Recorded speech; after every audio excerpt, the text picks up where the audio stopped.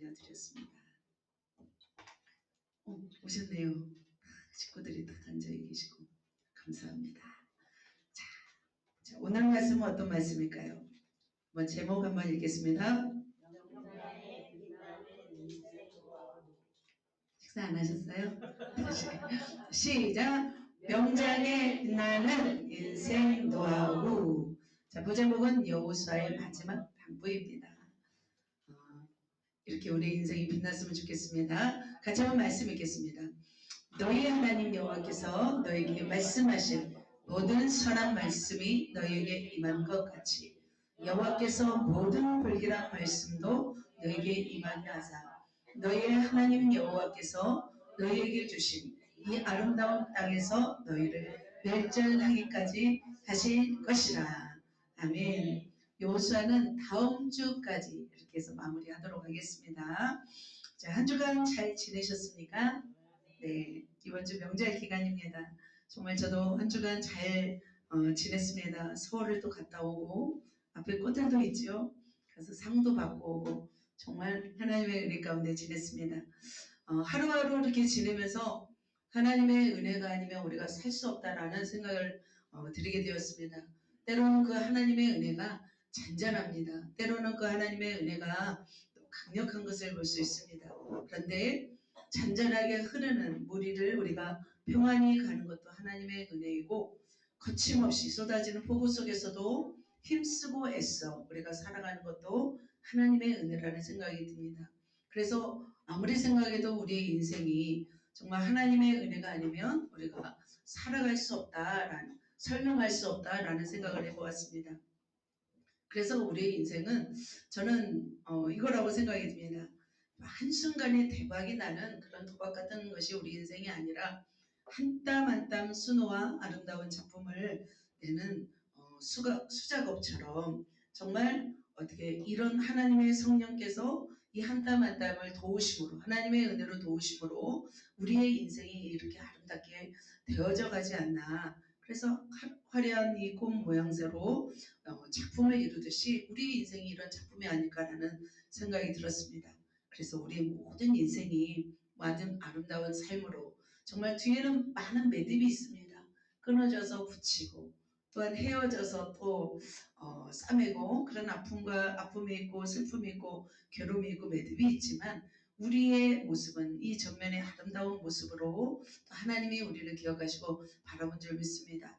그래서 여러분의 인생은 너무나 소중하고 여러분의 한 분 한 분의 인생은 아름다운 작품인 줄 믿습니다. 자, 흠잡을 것 없는 아름다운 인생, 멋진 인생을 살아가신 분이 있습니다. 그분이 누구예요? 여호수아입니다. 여호수아. 자, 여호수아의 여정을 잠깐 보도록 하겠습니다. 자, 여호수아가 오늘 본문에 보면은 정복 전쟁을 승리로 이끌고 이제는 나이 들어서 늙게 되었습니다. 나이 들어서 늙게 되었다는 것은 뭐냐면 주어진 시간이 얼마 남지 않았다는 것입니다. 영원으로 가기 전에 이 땅에서의 마지막 그 순간이 다가오게 되었습니다. 자, 그렇다면 여호수아의 여정을 잠깐 보도록 하겠습니다. 여호수아가 출애굽 당시 뭐 여러 가지 학자의 어떤 의견이 있지만 40세로 보고 있습니다. 그리고 가나안 입성이 80세, 정복 완료가 거의 87.5세, 그리고 마지막 당부, 그 유언을 남길 때가 110세 정도였습니다. 자, 여호수아가 정확한 출생 연도를 알 수 없으나 이렇게 여호수아는 110세의 인생의 마지막 마침표를 찍게 되었습니다. 자, 여러분은 몇 살에 마침표를 찍게 될까요? 그렇죠? 모르죠. 사람이 올 때는 순서가 있어도 가는 곳은 순서가 없습니다. 제가 먼저 갈지 여러분이 먼저 갈지 모릅니다. 자, 그렇다면 여호수아가 그 이스라엘 역사에 살아있는 것과 좀 사라지는 것에 차이가 있을까요? 네, 차이가 있습니다. 왜냐하면 여호수아는 위대한 지도자였기 때문이죠. 자, 위대한 지도자가 세상을 떠나면 역사에는 일정한 흐름이 있다고 합니다. 이것은 성경과 세계사 모두에게 공통적으로 나타나는 현상이 있는데 첫 번째는 뭘까요? 공백입니다. 공백. 리더십의 진공 상태입니다. 특별히 카리스마 리더십의 권위가 사라지고 어떤 그런 강력하게 이끄는 리더십이 사라지면 조직은 방향 감각을 잃는다고 합니다. 자, 모세가 죽었을 때 이스라엘 백성이 어땠습니까? 모두가 두려워했습니다. 그래서 강하고 담대하라 말씀했던 것을 볼 수 있습니다. 두 번째 또 무엇이 일어날까요? 분열이 일어납니다. 그래서 알렉산더 대왕이 이제 죽고 난 뒤에 네 장군이 일어나서 각자의 나라를 다스리게 되죠. 프톨레마이오스, 셀루코스, 리시마쿠스, 카산더 이렇게 장군이 나누어서 나름대로 이렇게 지역을 분할해서 통치하는 것을 볼 수 있습니다. 자, 세 번째는 뭘까요? 이게 중요합니다. 형식화입니다. 그래서 우리도 막 체험신앙이 뜨겁잖아요. 이런 체험신앙이 이제 전승이 되고 전승신앙이 될 때 무엇이 일어나냐면 형식화가 된다는 것입니다. 그래서 이상은 남고 열정은 약해진다는 것입니다. 그리고 이때 바로 공동체의 실력이 드러나게 됩니다. 형식을 어떤 현상을 겨우 유지해서 결국 형식이 된다는 것이죠. 그래서 지도자가 죽고 떠난다는 것은 굉장히 위험한 시험대가 된다는 것입니다. 그래서 공동체가 지도자를 의지했는가, 공동체가 하나님을 의지했는가, 바로 이것이 어떤 공동체의 존폐의 위기입니다. 그래서 리더가 떠나면 그 공동체가 살아남을 것인가, 무너질 것인가, 정말 위기감 있는 상황이었습니다. 자, 모세가 죽은 뒤에 남겨진 세대는 무너졌어요? 무너지지 않았습니다. 왜냐하면 여호수아로 계승이 준비되었기 때문에 안정적인 전환이 일어났습니다. 그래서 여호수아는 무엇을 들었냐면 모세의 한 맺힌 설교를 들었습니다. 신명기가 바로 모세의 설교입니다. 모세가 그 마지막 모압 땅, 가나안 땅을 바라보면서 한 맺힌 설교를 이스라엘 백성에게 하였습니다. 그래서 신명기 34장 7절에 보면은 어떤 내용이 나오냐면은 광야의 시간을 잊지 말라는 것입니다. 그리고 두 번째, 하나님을 사랑하라는 것입니다. 그리고 세 번째, 복과 저주가 너희 앞에 놓여있기 때문에 너희가 선택하라는 이런 결단의 요구를 한 것이 바로 모세의 설교였습니다. 자, 그렇다면 이제 여호수아도 이 모든 일을 진행하고 떠날 때가 되었습니다. 그렇다면 이 남겨진 세대 어떻게 되었을까요? 이 남겨진 세대에 대해서 여호수아는 어떤 설교를 하고 싶었을까요? 여호수아도 자신도 이제 걱정이 되었습니다. 자신이 이제는 삶의 마침표를 찍고 이제 영원한 하나님이 계신 곳으로 이제 가야 하는데 그때 이제 남은 백성들에게 어떻게 어떤 말을 주고 이들이 어떻게 살아갈까 걱정이 되었습니다. 그래서 어떻게 했냐면 리더들을 모읍니다. 그죠? 급한 마음으로 리더들을 모아서 간곡하게 부탁하는 내용이 바로 오늘 본문입니다. 그래서 저와 여러분도 마찬가지죠. 여호수아가 마지막 당부를 그들에게 했는데 어떻게 그가 빛나는 인생을 살았는지 그 노하우를 어떻게 보면 그 백성들의 리더들에게 먼저 말하고 있는 것을 볼 수 있습니다.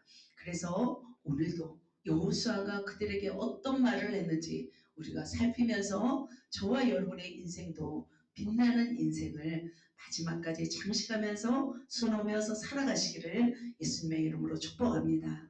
그렇게 살아내시는 저와 여러분 되시기를 예수님의 이름으로 축복합니다.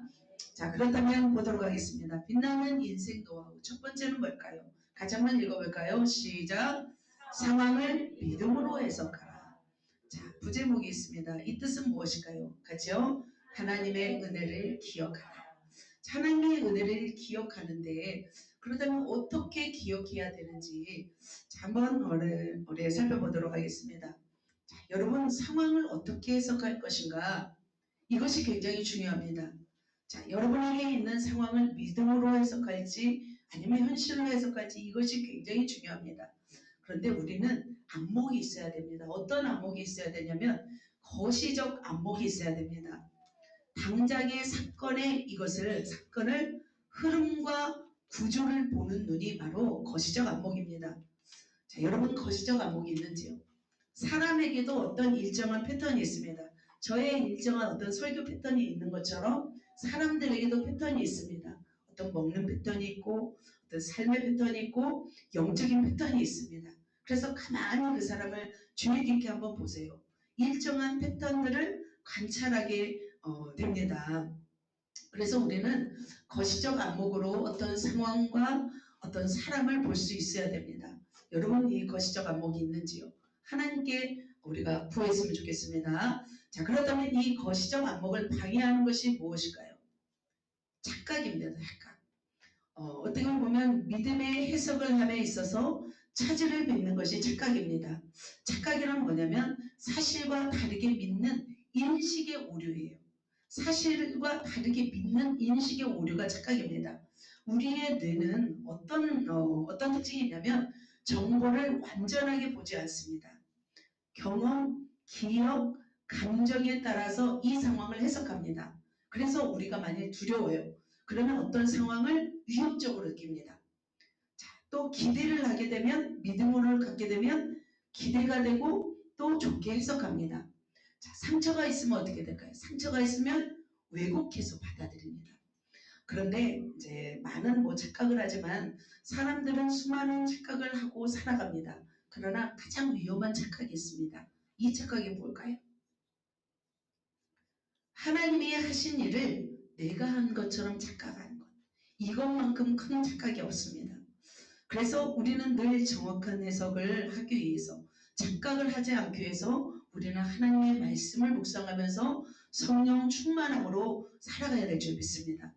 자, 여호수아는 자신의 인생에 대한 해석이 어떻게 했을까요? 착각을 했을까요? 착각하지 않았습니다. 분명했습니다. 그 인생에 하나님의 개입에 대한 분명한 입장을 고수하면서 그 인생을 살아갔습니다. 자, 그렇다면 여호수아가 생각했던, 여호수아가 해석했던 하나님은 어떤 분이셨을까요? 같이 한번 23장 3절 읽겠습니다. 시작. 너희 하나님 여호와께서 너희를 위하여 이 모든 나라에 행하신 일에 너희가 다 보았거니와 너희 하나님 여호와 그는 너희를 위하여 싸우신 이시니라. 자, 분명히 기억하고 있습니다. 여호수아는 무엇을 기억하고 있었냐면 너희를 위하여 행하신 일들을 다 보았고 그는 너희를 위하여 뭐하신 분이다? 싸우신 분이다 라고 기억하고 있습니다. 나이가 100세가 넘은 그 나이에도 여전히 하나님이 하셨다라는 것을 기억하고 있었습니다. 사실 광야에서 살면서 40년 동안 죽어가는 사람을 매일 보았습니다. 매일 80명씩 죽어왔습니다. 평범한 일상을 보냈던 난민들이었습니다. 싸움 기술도 없었습니다. 로켓도 첨단 장비도 미사일도 없었습니다. 총칼도 없었습니다. 그런데 이들이 가나안 전 지역을 정복했다는 것은 말이 되는 일이 아니었습니다. 그래서 분명한 것은 뭐예요? 하나님이 이 일을 했다는 것을 그들이 인식하도록 이것을 꺼낸 것입니다. 그래서 하나님이 너희를 위해서 싸웠다. 이것은 하나님이 하셨다라는 것을 인식하고 그들에게 말하고 있었습니다. 그렇다면 하나님이 자 이렇게 싸우셔서 무엇을 했을까요? 바로 이런 일을 했습니다. 우리 파란 글씨만 읽어볼까요? 요단에서부터 해지는 쪽 대해까지 기업이 되게 하였느니라. 자, 하나님은 그랬습니다. 모든 요단이 어디 쪽이에요? 요단강 쪽이에요. 그리고 해지는 쪽 대, 그죠? 지중해 쪽 거기까지 모든 남아있는 나라를 다 멸해서 다 이스라엘 지파에게 다 주었다는 거예요. 그래서 하나님이 하신 일은 뭐냐면 하나님이 싸우셔서 그 나라들을 다 이스라엘 백성들에게 나눠주셨다는 거예요. 그래서 남아있는 족속도 있고 이미 멸한 족속도 있었습니다. 이 땅을 다 이스라엘 백성에게 주셨다는 거죠. 그래서 여호수아는 사실적인 관점뿐만 아니라 영적인 관점까지도 다 가지고 있었습니다. 자, 그런데 사람은 어떤 관점에서 평가하나요? 사람들은 대부분 자신의 관점에서 평가합니다. 어떻게 사실을 해석하고 어떤 관점에서 바라보느냐에 따라서 그 사람의 가치관이 결정됩니다. 자, 현실적인 관점에서 보면은 하나님이 싸우신 거예요? 이스라엘 군대가 싸운 거예요? 사실적인 관점에서는 이스라엘 백성들이 싸웠잖아요. 여호수아 군대가 직접 싸운 것처럼 보입니다. 그러나 실제적으로 처음 여리고성만 무너뜨렸지 다 들어가서 총칼 다 싸웠어요. 칼로 이기고 물론 이제 우박이 떨어뜨릴 때가 있었죠. 자, 그래서 여호수아는 사람들은 생각했을 거 아니에요. 자기들이 싸워서 이겼을 거라고 생각하고 그 땅을 차지했을 거라고 생각할 수도 있습니다. 그러나 여호수아는 정확한 상황을 인식하면서도 믿음의 눈으로 보았습니다. 아무리 인간적으로 계산을 해봐도 그 땅을 차지한 것은 하나님의 은혜가 아니면 해석할 수 없다는 것을 알게 되었습니다. 그래서 나이가 100세가 넘은 나이, 그는 어떻게 보면은 그 치매가 걸릴 나이죠. 그럼에도 불구하고 그 해석을 하면서 그 시간까지 살아왔다는 거죠. 자, 여러분은 어떤 해석을 하면서 살아가고 있는지요? 우리는 사는 것이 너무 바쁩니다. 그래서 내 인생을 되돌아볼 시간이 없습니다. 그러면 어떻게 돼요? 이제 늙어서 죽을 날이 가까워 버려요. 그래서 우리는 인생을 해석하면서 사실을 인식하면서 우리가 그것을 가지고 있을 때 우리 인생 가운데 하나님의 은혜를 기억하고 산다는 것이죠. 자, 여호수아는 바빴을까요? 안 바빴을까요? 바빴습니다. 싸움 7년 하고 또 정복하는데 뭐 13년 되고 그러면서 또 이스라엘 백성을 다 다스리는 얼마나 바빴겠습니까? 그럼에도 불구하고 그는 영적인 눈으로 하나님의 행하신 일들을 기억하고 해석하면서 살아왔다는 거죠. 자, 그렇다면 하나님이 싸워서 이겼던 나라는 어떠한 나라들이었습니까? 여호와께서 강대한 나라들을 너희 앞에서 쫓아내셨으므로 굉장히 강력한 나라였습니다. 그냥 힘이 없고 나약한 나라들을 쫓아내신 것이 아니었습니다. 지금까지 맞선 자 하나도 없을 정도로 하나님은 굉장히 강력한 힘으로 그 나라들을 쫓아내셨습니다. 자, 그렇다면 하나님은 어떤 나라들을 이기셨습니까? 자, 보라색 글씨 한번 볼게요. 시작. 아모리 족속, 브리스 족속, 가나안 족속, 헷 족속, 기르가스 족속, 히일 족속, 여부스 족속. 자, 내가 그들을 너희 손에 넘겨. 이들이 가장 강력한 족속들이었어요. 아무도 이 세력을 이길 수가 없는 그런 족속들이었습니다. 그럼에도 불구하고 하나님은 이들을 바로 이스라엘 백성 손에 넘겨주었습니다. 그런데 하나님이 어떻게 넘겨줬다고 해요? 내가 무엇을 보내서? 왕벌을 보내서 너희 앞에 두어서 이들을 다 쫓아내게 하였다고. 너희의 칼이나 너희의 활로서 이같이 한 것이 아니었다. 하나님은 이렇게 하셨다라고 여호수아는 말하고 있는 것을 볼 수 있습니다. 자, 여기서 왕벌, 여러분 왕벌 보셨나요? 말벌 무섭잖아요. 엄청 크잖아요. 연애들은 막 떼거지로 덤비면 뭐 감당할 수가 없습니다. 자, 실제로 히브리어 츠알이라는 말로 바로 큰 말벌을 의미합니다. 이것은 뭐 말벌을 보내셨을까요? 아니면 또 다른 해석일까요? 뭐 실제로 보낼 수도 있겠지만 적들에 대하여 공포, 두려움을 보낸 것이에요. 혼란을 주어서 내부 분열을 일으켜서 여호수아의 군대를 상대할 수 없도록 힘을 잃게 했다는 뜻인 거예요. 그래서 바로 이런 혼란을 틈타서 이스라엘 백성이 이기게 하신 거예요. 한마디로 말하면 적들의 힘을 빼버리신 거예요. 하나님이. 그래서 원래 힘이 약한 사람들이 아니었어요. 힘이 센 사람이지만 하나님이 힘을 빼버리시고 이기도록 조성하신 것입니다. 그것이 바로 뭐예요? 다 차려진 밥상 위에 뭐 하나 올린 거예요. 숟가락 하나 올린 거죠. 그래서 이스라엘 백성이 그 땅을 차지했습니다. 그런데 여호수아는 그 땅을 차지했는데 그 땅에 대해서 어떻게 이야기하냐면 바로 이렇게 이야기합니다. 바로 24장 13절입니다. 이거 한번 같이 한번 읽어볼까요? 시작. 너희가 수고하지 아니한 땅과 너희가 건설하지 아니한 성들을 너희에게 주었더니 너희는 너희가 심지 아니한 포도원과 감람원의 열매를 먹는다 하셨느니라. 즉 여호수아는 이렇게 해석을 했습니다. 너희가 수고하지 아니했대요. 땅을 얻었는데 너희가 건설하지 아니한 성을 얻었대요. 그리고 너희가 심지 아니한 포도원과 감람원의 열매를 먹게 했다고 여호수아는 인식했어요. 그리고 해석했습니다. 자, 사람들은 어떻게 생각했을까요? 당연히 가서 우리가 차지했으니까 이것은 우리 것이겠지라고 생각할 수도 있습니다. 그런데 하나님은 만나를 그치고 바로 이 땅에 들어가서 먹게 하면서 살게 하였습니다. 자, 그들이 충분히 가서 이제 수고할 수도 있겠죠. 하지만 농사를 지어보지 않은 사람들이잖아요. 그러면 얼마나 힘들겠습니까? 건축을 해보지 않은 사람이었습니다. 그죠? 광야 40년 동안 무슨 건축을 했겠어요. 그죠? 운막 같은 곳에서 살았죠. 운막도 없었습니다. 자, 그리고 포도원을 심어봤겠습니까? 안 심어봤어요. 감나무를 심어봤겠습니까?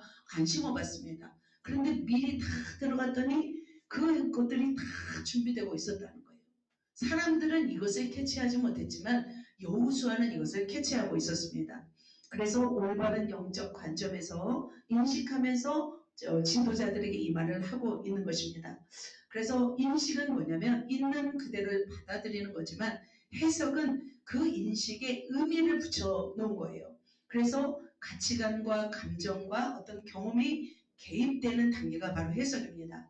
그러나 보면은 왕벌을 보내시는 하나님. 그래서 이것도 어떤 해석인 거죠.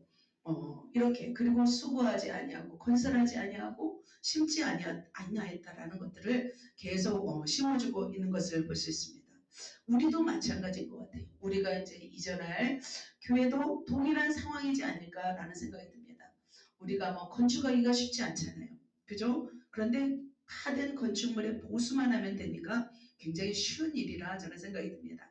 자, 그래서 모든 사람의 삶의 가치는 인식에서 오는 것이 아니라 무엇에서 오냐면 해석에서 옵니다. 여러분 제대로 된 해석을 하고 있는지요? 자, 만약 여호수아가 24장에서 가나안 족속이 우리가 강해서 이겼다라고 만약 사람들이 다 해석하고 있었죠. 여호수아도 그렇게 해석하고 있었다라면 여호수아는 이런 말을 할 수가 없었습니다. 그런데 여호수아는 가나안 족속을 이긴 것은 하나님이 왕벌을 보내서 우리가 이겼다라고 해석했습니다. 그래서 같은 사건도 다르게 해석하면 신앙의 방향이 달라지는 것을 볼 수 있습니다. 자, 같은 성읍 땅과 열매를 보면서 관점이 다릅니다. 그죠? 아까도 말씀드렸죠. 사람들은 그냥 우리가 이겼으니까 이건 빼앗았고 우리 것이 되었다라고 생각합니다. 그러나 여호수아의 해석은 달랐습니다. 우리가 수고하지 않았는데 주셨고 우리에게 힘들게 건축하지 않았는데 성읍을 주셨고 우리가 심지도 않았는데 이것을 주셨다라고 그는 이렇게 해석을 했던 것을 볼 수 있습니다. 다 이미 준비되었다고 그는 해석하면서 하나님께 감사한 마음을 가졌습니다. 자, 사랑하는 성도 여러분, 그렇다면 여러분은 어떻게 해석하고 어떻게 인식하고 살아가고 있는지요? 그래서 여러분의 삶의 모든 분야에서 이 사건들을 어떤 관점에서 인식하고 해석하냐에 따라서 여러분의 신앙의 질이 달라집니다. 여러분의 믿음의 척도가 달라집니다. 자, 하나님은 모든 사람에게 햇빛을 주었습니다. 모든 사람에게 공기를 주었습니다. 모든 사람에게 눈과 귀와 코와 입을 주었습니다. 움직일 수 있는 손과 발을 다 주었습니다. 그럼에도 어떤 사람은 그것에 감사하는 사람이 있고 어떤 사람은 불평하는 사람이 있다는 거죠. 그래서 중요한 것은 뭐냐면 그 모든 것에 대해서 어떻게 해석하냐에 따라서 뭐가 결정되는 줄 아세요? 천국과 지옥이 결정되는 거예요. 그렇지 않을까요? 그래서 하나님은 우리의 평생에 끊임없이 손을 내밀고 끊임없이 우리에게 사랑을 베푸십니다. 그래서 모든 사람에게 공평하게 십자가를 주셨습니다. 죄사함의 은혜를 주셨습니다. 그런데 그것을 어떻게 받아들이냐에 따라서 천지 차이가 나는 것이죠. 그래서 우리는 어떤 눈이 있어야 되냐면 우리 삶 속의 작은 것 하나하나 이것을 하나님의 관점에서 볼 수 있는 눈이 있어야 된다는 거예요. 그래서 하나님은 우리 눈에 보이지 않지만 삶의 구석구석에서 역사하시는 하나님을 우리가 캐치해야 된다는 것입니다. 자, 그렇다면 여호수아가 이런 모든 것들을 이야기하고 이렇게 말하고 있는 것, 이게 이유는 무엇일까요? 백성들에게 무엇을 알려야 했던 것일까요? 바로 이것이었습니다. 같이 한번 이 말씀을 읽겠습니다. 오직 너희 하나님 여호와께 가까이 하기를 오늘까지 행하는 것 같이 하라. 두 번째로 그러므로 스스로 조심하여 너희 하나님 여호와를 사랑하라. 바로 이것이었습니다. 끝까지 그러므로 너희는 이 관점을 가지고 하나님을 가까이 하라. 하나님을 사랑하라. 그래서 과거의 사건을 해석하면서 백성들을 설득하고 있는 거예요. 너희가 하나님을 가까이 할 수밖에 없는 이유, 너희가 하나님을 사랑할 수밖에 없는 이유는 하나님이 우리에게 사랑을 베푸셨기 때문입니다. 여러분이 지금까지 살아오고 여러분이 지금까지 여기까지 온 것은 누구의 은혜일까요? 하나님의 은혜라는 것입니다. 그 하나님의 은혜를 생각하면 우리는 하나님을 떠날 수가 있나요? 떠날 수가 없습니다. 하나님을 미워할 수 있나요? 하나님을 미워할 수가 없습니다. 우리가 천국에 가서 하나님 나 이만큼밖에 왜 못 줬습니까? 말할 수 있나요? 우리가 또 지옥에 가면 안 되지만 지옥 가서 하나님 당신은 왜 안 줬습니까? 말할 수가 없는 거예요. 하나님이 이 땅 가운데 다 베풀어 준 거예요. 그렇다면 우리는 여유를 가지고 하나님의 것들을 해석할 수 있는 눈이 있어야 됩니다. 자, 사랑하는 성도 여러분, 자, 여호사는 이렇게 나이 들어 죽기 전에 분명히 하나님의 역사를 상기시킵니다. 그들의 힘으로 정복할 수 없었던 땅을 주었고 그들이 수고하지 않고 건설도 하지 않은 심지지 않은 포도원을 주었습니다. 우리는 그 하나님을 기억해야 됩니다. 그들도 하나님을 기억해야 될 줄 기억했을지도 모릅니다. 기억했지 않았을까 싶습니다. 자, 그렇다면 우리는 그렇다면 어떻게 될까요? 우리가 하나님을 더 사랑하기 위해서 우리는 상황과 어떤 상황을 해석할 수 있어야 됩니다. 우리의 상황은 늘 변수가 있습니다. 그때그때마다 우리는 인식하고 어떻게 해석하냐에 따라서 나의 신앙의 관점이 달라집니다. 그래서 우리는 올바른 신앙적인 관점을 얻기 위해서 비전의 눈이 열려야 됩니다. 그래서 무엇을 어떻게 보느냐, 어떻게 생각하느냐, 어떻게 인식하느냐, 이것이 우리의 너무나 중요한 신앙 노선이기 때문이죠. 때로는 모르겠다 그럼 어떻게 해요? 분별하는 리더를 따라가면 돼요. 분별하는 리더의 말에 순종하면 됩니다. 제가 이번에 이제 큰 상을 받았잖아요. 그래서 가만히 생각해 보니까 이것은 정말 하나님의 은혜 아니면 이거는 뭐 설명할 수가 없습니다. 하나님이 머리를 열어서 지혜를 주셨고 에너지를 주셔서 달려오게 하신 거예요. 그 몇백 명 중에서 가장 최고의 점수를 주셨다는 것도 하나님의 은혜가 아닐까. 저 인생에 정말 잊지 못할 이 하나님의 은혜를 저는 가슴에 새기고 지금도 살아가고 있습니다. 그런데 제 인생에 잊지 못할 그런 상이 있습니다. 여러분도 상 많이 받으셨나요? 받으셨죠? 양희수 이사님? 네. 네, 상 하나는 다 받았잖아요. 저는 가장 기억에 남는 상이 있습니다. 중학교 2학년 때 제가 운동회 때 3학년 6반 멀리뛰기 대표로 나갔습니다. 그렇게 안 생겼나요? 저는 2주 동안 강아지들과 열심히 논에서 연습을 했습니다. 드디어 결전의 날이 왔습니다. 선수들에게는 2번의 기회를 주어집니다. 그래서 2번의 어떤 기록 중에서 가장 높은 기록으로 순위를 결정합니다. 막강의 라이벌 친구가 있었습니다. 얼굴도 이쁘고 집안도 좋고 공부도 잘하는 테니스 선수였습니다. 그 친구는 제가 라이벌이 아니었습니다. 저만 그 친구가 라이벌이었습니다. 그 친구가 1학년, 2학년 때 계속 금메달이었어요. 계속 1등이었습니다. 그래서 내가 과연 이길 수 있을까? 하지만 열심히 뛰었습니다. 1번 제가 먼저 힘차게 여러 명이 있겠죠. 그래서 1번으로 힘을 있게 뛰었는데 기록이 2m 중반 정도 나오더라고요. 2m 중반. 저는 막 실망을 하고 있었습니다. 내가 연습을 얼만큼 했는데 근데 그 친구가 3m 40을 뛴 거예요. 거의 우승이 확정된 그런 상황이었습니다. 저는 그래서 망연자실을 했습니다. 그래도 이제 힘있게 가서 뛰었습니다. 그런데 놀라운 반전의 은혜가 있었습니다. 뒤에서 나를 쫙 밀어주는 손을 느꼈습니다. 얼마의 기록이었을까요? 제가 3m 64. 한나코 선생님이라는 분이 있었는데 그분이 딱 길이를 재고는 그래서 너무나 막 좋아하시는 거예요. 잘 뛰었다고 칭찬하였습니다. 그래서 제가 놀랍게도 우승을 했습니다. 어떻게 되었을까요?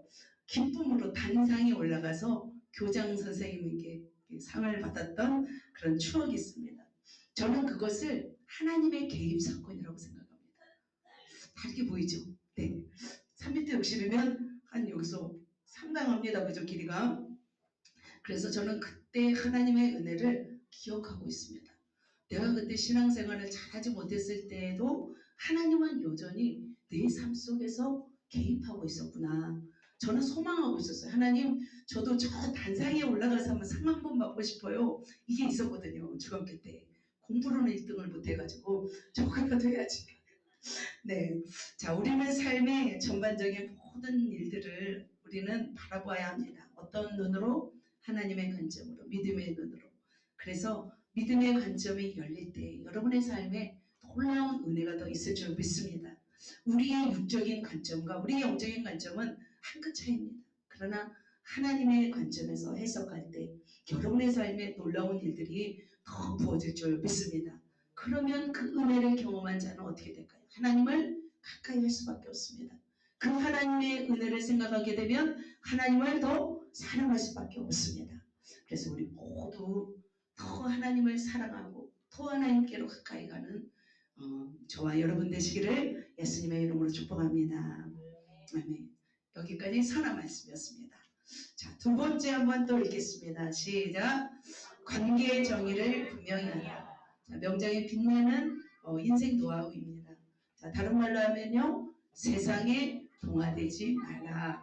자, 사람들은 모든 사람과 관계를 맺으며 살아가고 있습니다. 그런데 관계의 정의, 여러분 들어보셨나요? 관계의 규정.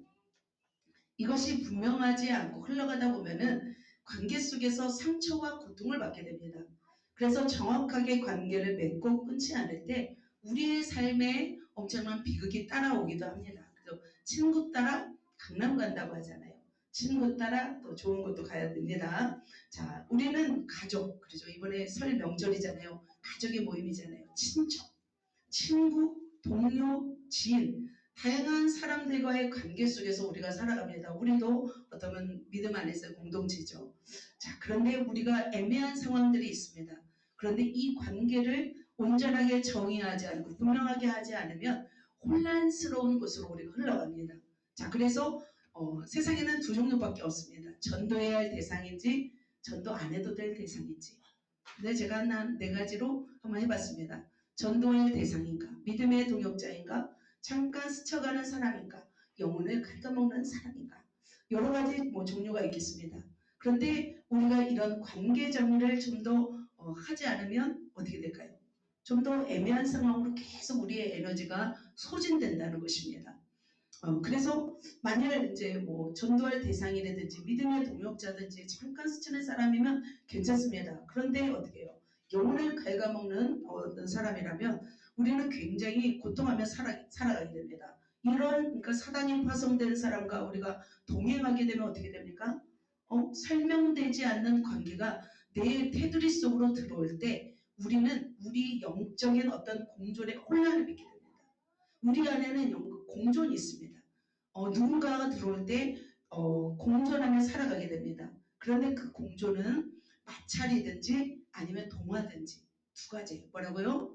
마찰이든지 동화든지. 그래서 결혼하게 되면 굉장히 마찰이 생기잖아요. 그런데 나중에는 익숙해지면 동화돼 버립니다. 그래서 이것이 너무나 우리 삶 속에 중요하다는 거예요. 그래서 여호수아는 지금 바로 이제 백성들에게 리더들에게 죽기 전에 이것을 이야기하고 있습니다. 자, 관계의 심각성을 전하고 있습니다. 자, 자신은 세상으로 갑니다. 하지만 그들에게 가장 중요한 말을 하고 싶었던 거예요. 너무나 중요한 일이었습니다. 자, 신신당부를 합니다. 같이 한번 읽겠습니다. 시작. 너희가 만일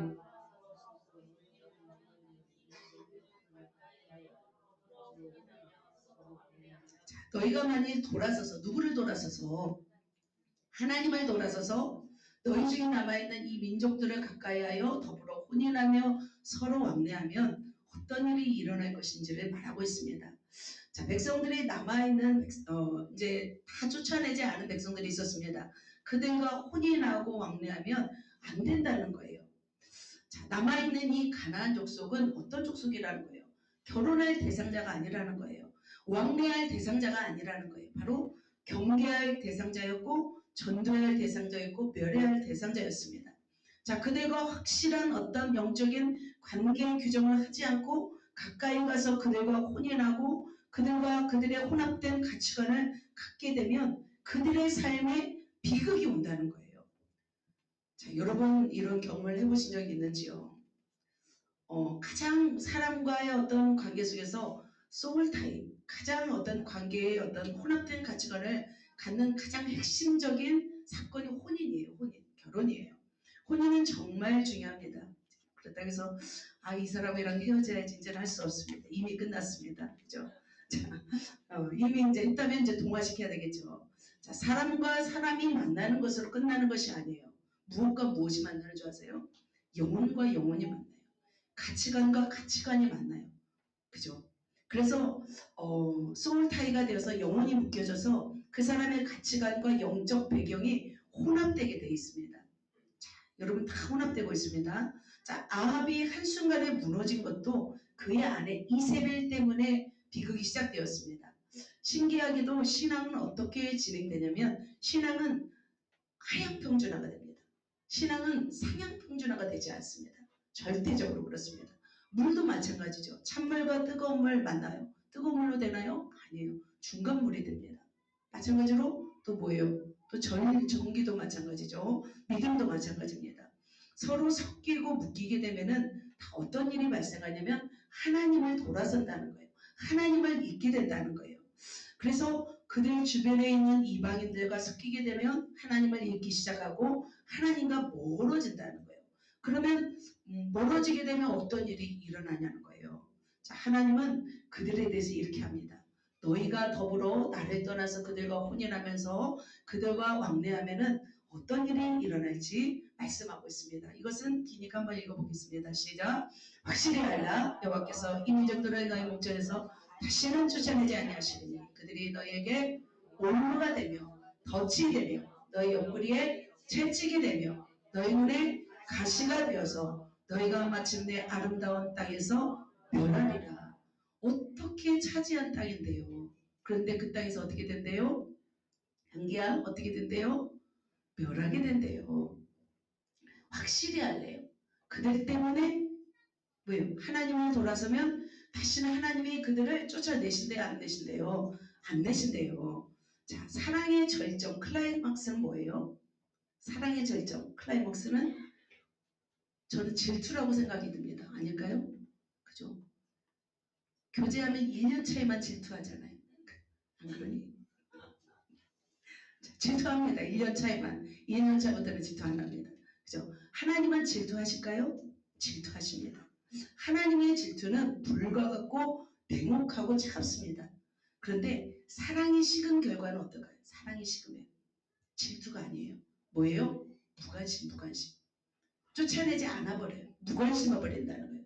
자, 하나님의 무관심은 굉장히 무섭습니다. 지금 하나님이 여러분에게 관심이 있기 때문에 여기까지 옵니다. 자, 하나님이 무관심하면 어떤 결과가 이어질까요? 자, 첫 번째 그들이 너희에게 뭐가 된대요? 올무가 된대요. 올무. 자, 올무는 모켓이라고 합니다. 히브리어로. 자, 사냥할 때 짐승을 잡기 위해서 놓는 함정입니다. 자, 올무는 걸려 넘어지게 하는 것입니다. 눈에 보이지 않습니다. 하지만 영혼을 붙잡아서 무너뜨리는 영적인 함정입니다. 그래서 눈에 보이지 않기 때문에 가까이 가야 하고 그리고 한 번 걸리면 좀처럼 풀리지가 않습니다.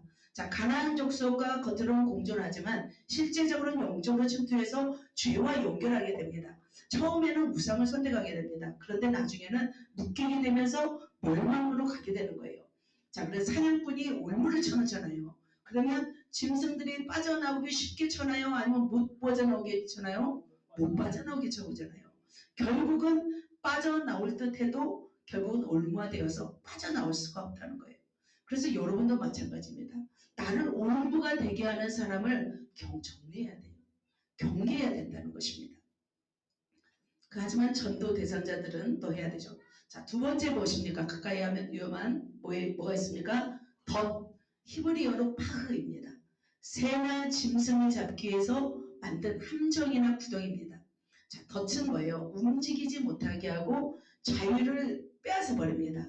그래서 이 덫은 영적으로 우둔하게 됩니다. 자, 어느 날 갑자기 걸렸지만 덫은 어떻게 되냐면 움직일수록 더 쪼여옵니다. 자, 그렇다면 왜 여호수아는 이것을 덫이라고 했을까요? 그들의 문화에 익숙하게 되면 그곳에 빠지게 되고 점점 빠져나올 수가 없게 되는 거예요. 멸망하게 되는 거예요. 자, 오늘날 여러분에게 있어 덫은 무엇입니까?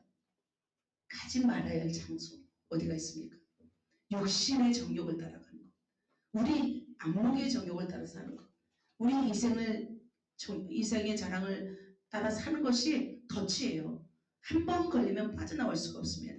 여러분 유튜브에 빠지면 몇 시간 갑니까? 한 번 빠지면. 1시간? 2시간? 하루 종일 가는 사람이 있습니다. 한 번 빠지면 나올 수가 없습니다. 로맨스에 빠지면 얼만큼 갑니까? 불륜에 빠지면 나올 수가 없습니다. 돈에 빠지면 나올 수가 없어요. 세상 성공에 빠져도 나올 수가 없습니다. 사람에 빠져도 어떤 사람에 빠지면 나올 수가 없는 사람이 있습니다. 우리 사람도 사람이지만 덫에 걸리지 않기 위해서 우리는 믿음의 반석에 서야 될 줄 믿습니다. 그래서 어떻게 해요? 절제와 믿음과 멘탈을 강의해서 또 우리 마음의 내적인 치유를 해서 어떤 상황에도 절제할 수 있는 그런 사람이 되어야 됩니다. 자, 세 번째는 뭘까요? 채찍입니다. 쇼테드. 채찍. 채찍은 단순히 때리는 도구라기보다는 지속적으로 괴롭히고 고통을 주는 존재라는 거예요. 그래서 이 가나안 족속을 통해서 사회적으로, 정신적으로, 영적으로 고통의 도구가 되는 거예요. 그래서 끊임없이 그들로 인해서 고통하는 삶을 살아가는 거예요. 여러분 지금은 고통을 주는 것이 무엇이겠습니까? 그래서 여러분 어떤 지속적으로 어떤 사람과 어떤 관계와 어떤 것에 묶이게 되면 지속적인 고통을 받게 됩니다. 그래서 관계의 정의를 분명히 해야 될 줄 믿습니다. 가족이라도 예외는 아닙니다. 가족도 관계 규정이 필요합니다. 가족 간에도. 그래서 가족 간에도 복음이 필요한 사람이든지 아니면 동역자든지 둘 중에 하나인 거예요. 그래서 우리는 이렇게 채찍이 된다고 하기 때문에 하나님을 떠나서는 안 된다는 것입니다. 그래서 세상 사람들과 너무 짝하고 세상에 속하게 되고 그들에게 동화되어 버리면 때로는 그들이 우리를 고통을 주는 존재로 전락하게 된다는 것입니다. 자, 마지막으로 뭡니까? 가시, 시킴이라고 합니다. 눈에, 여기서는 눈에 찌르는 가시라고 했잖아요. 그래서 식물의 날카로운 끝이 가시입니다. 자, 눈의 가시라는 뜻은 뭐냐면 눈을 가리는 거예요. 우리의 시야를 가리는 거예요. 영적인 분별력을 잃고 하나님의 뜻을 보이지 않게 하는 바로 영적인 시야를 가리게 하는 것이 바로 눈의 가시입니다. 그래서 우리의 눈을 가려버리면 무엇이 축복인지 무엇이 어떤 고통인지 모르는 거예요. 방황하는 거예요. 그래서 이 가시가 있으면 하나님의 뜻을 모르는 거예요. 그래서 우리의 영적인 시야를 흐리게 하는 거기 때문에 이 가시를 제거해야 돼요. 그런데 어떻게 제거해야 돼요? 그들과 동화하면 가시가 되어서 우리가 영적인 눈이 흐려진다는 것입니다. 그래서 우리의 관점을 흐리게 하는 이 가시를 뽑아버리든지 아니면 아예 못 오게 만들어야 되죠. 자, 여러분은 어떤 가시가 있는지요? 눈의 가시. 우리의 가시, 뭐 안 좋은 말인 것 같지만 이렇게 한번 생각해 보시면 됩니다. 내 안에 상처에 어떤 휩싸여 있으면 상처의 가시가 있으면 모든 관점을 상처의 관점으로 봅니다. 어떤 말만 들어도 상처가 되는 거예요. 그죠? 상처의 가시가 있는 거예요. 또 어떤 사람을 막 징계해야 돼. 근데 이 상처의 가시가 있는 사람은 상처받을까 걱정부터 하는 거예요. 이 상처가 가시가 있으면. 근데 혼날 사람은 또 혼나면 또 정신 차리는 사람이 있습니다. 또 어떤 사람은 또 어때요? 세상 가치에 가시가 있는 사람은 모든 상황을 세상 관점으로 보게 되는 거예요. 우리의 눈을 흐리니까. 자존심에 가시가 있으면 어떨까요? 자존심의 관점에서 상황을 봅니다. 감히 나는 우습게 봐? 하면서 어떤 말을 해도 어떤 상황에도 자존심에 어떤 결부되어 있는 것을 볼 수 있습니다. 그래서 이 눈에 우리의 가시가 있으면 어떤 말씀이 와닿지가 않는 거예요. 그리고 분별력을 잃게 된다는 거예요. 그래서 여호수아는 지금 이런 강력한 단어를 사용하고 있습니다. 자, 그렇다면 여호수아가 이렇게 너희가 올무가 되고 덫이 되고 채찍이 되고 가시가 되어서 멸하리라. 왜 이렇게 말하고 있는 거예요? 너희가 가난한 사람과 관계 규정을 분명히 하지 않으면 너희가 하나님을 떠나게 되어서 결국 멸하게 된다. 멸망하게 된다는 것입니다. 그래서 하나님이 상관하지 않으면 너희에게 이런 일이 있을 것이다 라고 말하는 거예요. 그래서 이제 가시와 올무로 인해서 어떻게 되냐면 계속 말하고 있습니다. 아름다운 땅에서 너희를 멸절하기까지 하실 것이나 또 아름다운 땅에서 너희가 속히 멸망하리라. 아까는 좋은 말씀이었잖아요. 근데 여호수아는 이렇게 좋은 땅에서도 너희가 멸망할 수 있다는 것을 말하고 있는 거예요. 우리가 지금까지 신앙생활을 많이 잘하고 하나님 앞에 많은 축복을 받았어요. 그럼에도 불구하고 하나님을 저버리고 하나님의 은혜를 거역하고 세상과 짝해서 하나님을 저버린다면 그것도 하나님 다 뺏어간다는 것이에요. 결국 하나님의 진노가 미치게 되면 아름다운 땅에서 멸망하게 된다는 것을 여호수아는 마지막 눈을 감기 전에 말하고 있습니다. 그래서 걱정이 되었던 거예요. 하나님을 버리고 우상을 섬기고 하나님을 버리고 이방신을 섬길까 걱정을 하였습니다. 아무리 그들이 믿음으로 가나안 땅을 정복했을지라도 남은 민족과 사이좋게 지내다 보면 결국은 재앙이 닥쳐서 결국 하나님께서 멀어질까 염려했던 것을 지금 말하고 있는 것입니다. 자, 사랑하는 성도 여러분, 그렇습니다. 무관심이 가져온 결과가 이렇습니다. 우리가 세상과 짝하다 하나님을 잊으면 안 됩니다. 가나안 족속과 혼인하고 왕래하다가 하나님께로부터 돌아서면 안 됩니다. 하나님의 사랑을 받은 사람은 더더욱 그렇습니다. 하나님의 은혜를 받은 사람은 하나님이 더 속상해 하십니다. 그래서 우리는 여러분이 세상 사람들과 살아가고 있잖아요. 분명한 관계 정의를 해야 합니다. 분명한 관계 규정이 없이는 우리가 틈타게 되고 무너질 수밖에 없다는 거예요. 복음을 전할 사람인지 복음이 필요한 사람인지 나를 갉아먹는 사람인지 나의 동역자들인지 이 사람이 나의 배우자가 될 사람인지 그냥 친구가 될지 이것들을 분명히 알라는 거예요. 그래서 그들로 인해서 하나님을 잊게 되는 것이 문제가 되는 거예요. 문제 정도가 아니에요. 덫이 된다는 거예요. 하나님을 저버리게 되면 우리의 인생이 멸망하게 된다는 거예요. 자, 여러분 세상에 살면서 어떻게 살아가고 있습니까? 여러분은 동화되든지 동화하든지 둘 중에 하나예요. 뭐라고요? 동화되든지 동화하든지. 여러분은 어떻게 해야겠습니까? 동화해야 될 줄 믿습니다. 그래서 여러분도 관계정리를 하지 않고 어느 순간 살다 보면은 자신이 동화되고 있어요. 나도 모르게 세상 사람이 되어가고 있는 거예요. 그래서 우리는 어떻게 살아가야 되냐면 선택에 집중해야 돼요. 하나님께 집중해야 돼요. 하나님께 가까이 가는 삶을 살아가면서 세상 사람들에게 하나님을 전해야 되는 삶을 살아가야 됩니다. 그래서 우리는 관계를 온전하게 규정하기 위해서는 선택을 잘해야 됩니다. 여러분 선택을 잘하고 있습니까? 맺고 끊는 것을 잘하고 있습니까? 이게 참 안 되는 사람들이 있습니다. 자, 어떻게 하면 선택하면 우리가 살아가야 될까요? 이제 오늘 명절입니다. 선물을 줄까 말까 어떻게 할까요? 줄까 말까 하면 주어야 됩니까? 말아야 됩니까? 줄까 하면 됩니다. 물건을 백화점에 갔습니다. 물건을 살까 말까 뭐 합니까? 말까. 그죠? 자, 이 말을 할까 말까 뭐 해야 됩니까? 말까요. 말까. 자, 복음의 전 할까 말까. 그죠? 기도를 할까 말까. 정하면 돼요. 그냥 애매한 것을 딱딱딱 정하면서 살면 됩니다. 그러면 조금 더 불편함이 없습니다. 그죠? 우리 청년회 때도 마찬가지죠. 자, 우리가 분명한 정의를 한다면 쉽습니다. 그런데 정의를 하지 않으면 결국은 어느 쪽으로 흘러가냐면 믿음 없는 쪽으로 흘러갑니다. 그죠? 그래서 우리가 하나님을 더 가까이 가는 세상보다 하나님을 가까이 가서 그들을 바로 복음화시키는 삶을 살아야 됩니다. 그렇지 않으면 우리가 올무가 덫이 채찍이 가시가 우리를 괴롭힌다는 것이죠. 자, 하나님께로 가까이 가면 어떻게 됩니까? 축복, 은혜, 사랑, 기쁨이 충만합니다. 세상으로 가까이 가면 이 네 가지가 있다고 말하고 있습니다.